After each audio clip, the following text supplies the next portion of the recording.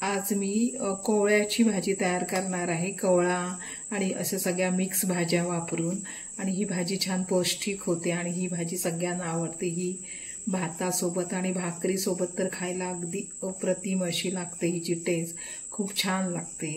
खास करून ही ऋषीपंचमीच्या वेळेला ही भाजी तयार केली जाते, किंवा जेव्हा गौरी येतात तेव्हा नैवेद्यासाठी केली जाते, किंवा सोमवारी किंवा शनिवारी वगैरे ही तुम्ही करू शकता। श्रावणामध्ये अशी खूप छान अशी ही भाजी तयार होते, चविष्ट। चला तर आता रेसिपीला सुरुवात करूया। नमस्कार, मी पद्मजा, अलिबागची चवमध्ये तुमचं खूप खूप स्वागत। आज मी कोवळ्याची भाजी करणार आहे, मिक्स भाजी। हा कोवळा आहे तो खास करून श्रावण महिन्यातच येतो आणि त्या भाजीची एवढी चविष्ट लागते भाजी, तर वर्षभर ती भाजीची चव आपल्या जिभेवर असते, एवढी चविष्ट अशी भाजी होते। आणि या भाजीची आतुरतेने श्रावणामध्ये आपण वाट बघतो, आणि ही खास करून ऋषीपंचमीला उपवासासाठी केली जाते। जेव्हा गौरी येतात तेव्हा नैवेद्यासाठी सुद्धा ही भाजी तयार केली जाते। ही अलिबागमध्ये प्रसिद्ध अशी ऋषीपंचमीची भाजी आहे, श्रावणात करतो, आणि अशी पौष्टिक आणि खूप चविष्ट अशी आज भाजी तयार करूया। इथे मी सगळ्या भाज्या घेतलेल्या आहेत आणि भाज्या फ्रेश आहेत। आणि इथे कोवळ्याची भाजी, ही कोवळ्याची भाजी मेन आहे, आणि ही चिंचेची जशी पानं असतात तशी पानं असतात, लाजाळूच्या पानाप्रमाणे। तर इथे एक जुडी घेतलेली आहे। इथे हे देठ घेतलेले आहेत, आणि भोपळा आहे, पडवळ घेतलेला आहे, भेंडी आहेत आणि मिरची। आता ही भाजी आहे ती स्वच्छ धुवून साफ करून घेणार आहे आणि कापून सुद्धा घेणार आहे। आता इथे भाज्या आहेत त्या मी पहिल्यांदा साफ करून घेतलेल्या आहेत, नंतर स्वच्छ पाण्यामध्ये 2-3 पाण्यामध्ये धुवून नंतर कापून घेतलेल्या आहेत सगळ्या भेंडी वगैरे। आणि इथे मी भोपळा जास्त दाखवलेला, पण ह्या भाज्यांच्या प्रमाणात भोपळा आणि पडवळ घेतलेला आहे। आणि इथे मिरची बारीक करून घेतलेली आहे, इथे कोवळा आहे, माठ आहे, देठ आहेत, हे सगळं घेतलेलं आहे। आणि ह्या भाजीमध्ये अजून जी आळूची पानं येतात, जी आपण आळूवडी करतो ती पानं वापरायची नाही, दुसरी आळूची जी भाजी बनवतो ती पानं सुद्धा ह्याच्यामध्ये तुम्ही घालू शकता। आता माझ्याकडे नाही म्हणून मी घातलेली नाही आहेत। तर ही भाजी सगळी कापून झालेली आहे, आता घालून घेते। आता इथे मी कढई घेतलेली आहे, कढईमध्ये जेवढ्या भाजीचं प्रमाण आहे त्यानुसार तेल घेतलेलं आहे। आणि ही भाजी आपण श्रावणी सोमवारला किंवा शनिवारला खातो, आणि ऋषीपंचमीसाठी खास करून ही भाजी आहे, किंवा जेव्हा गौरी येतात तेव्हा गौरीला सुद्धा नैवेद्यासाठी ही भाजी तयार केली जाते। त्याच्यामुळे मी इथे कांदा आणि लसूण घालणार नाही आहे। आता हा तेल गरम झालेला आहे, तर त्याच्यामध्ये फक्त चिमूटभर हळद घालून घेते।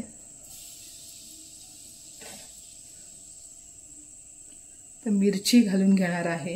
ह्या भाजीमध्ये जरी पालेभाजी असली तरी थोडंसं मिरचीचं प्रमाण जरा जास्त घ्यायचं आहे।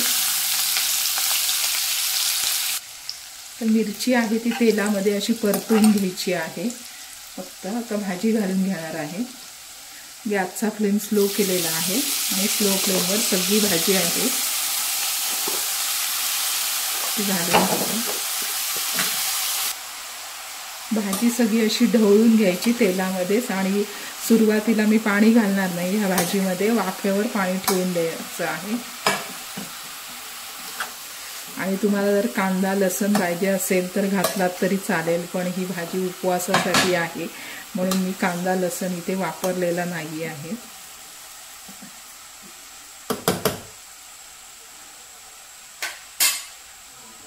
तर झाकण ठेवून देणार आहे, आणि झाकणावर पाणी ठेवून द्यायचं आहे, वाफेचंच पाणी सुटेल या भाजीमध्ये।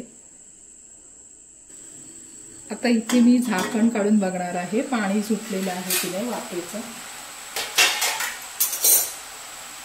ढवळून घ्यायची आहे भाजी, आहे ती ओलसर झालेली आहे, आणि थोडंसं गरम पाणी घालून घेणार आहे।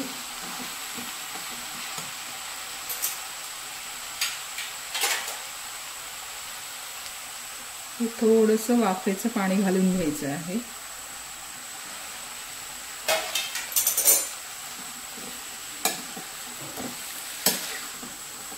थोडं ह्या भाजीमध्ये जर पाणी पाहिजे असेल तर घातलं तरी चालेल, पण जर अशी जास्त पाणी नको हवे असेल तर थोडंसंच पाणी घालून घ्यायचं आहे।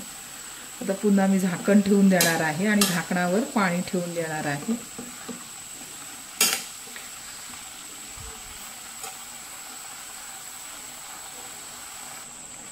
आता चवीनुसार या भाजीमध्ये मीठ घालून घेणार आहे, पण जरी पालेभाजी असली तरी मिठाचं इथे थोडंसं जास्त प्रमाण घ्यायचं आहे।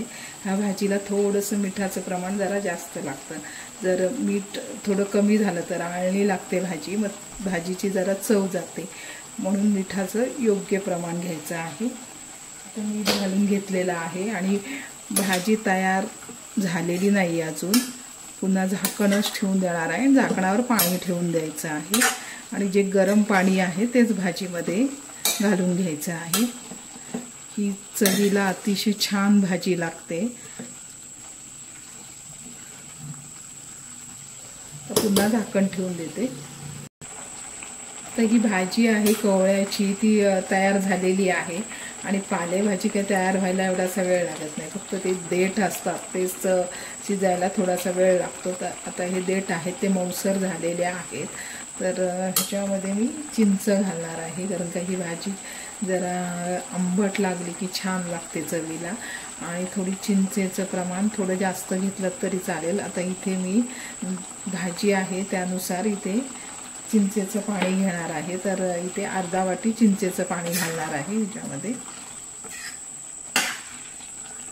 आणि ही भाजी आंबट तिखट अशी छान लागते चवीला।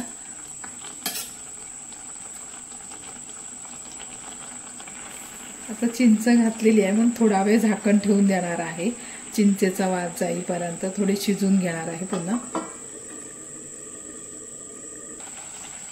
कवळ्याची भाजी, पौष्टिक भाजी तयार झालेली आहे। तर मी गॅस बंद करून घेते।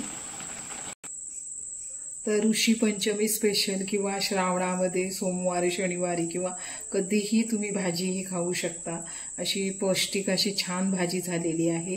आणि भाजीला चिंचेचं पाणी टाकल्यानंतर छान असा खमंग सुद्धा वास येतो।